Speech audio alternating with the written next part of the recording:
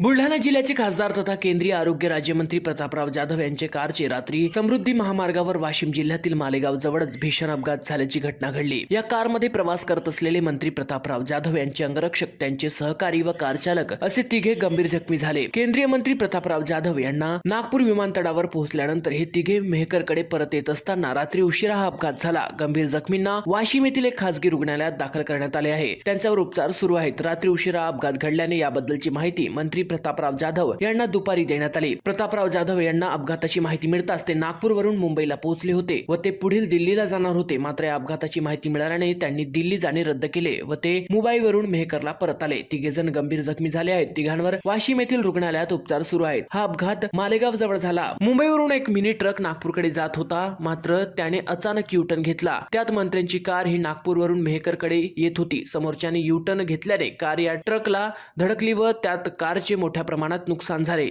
असून सुदैवाने या अपघातात कोणाचीही जीवितहानी झालेली नाही। महाराष्ट्र टीव्ही 24 करता सचिन पाटील, अकोला, बुलढाणा। हे आपनार होना कामात लगाओ, आज ये कॉल करो 1-800-313-1212 लो।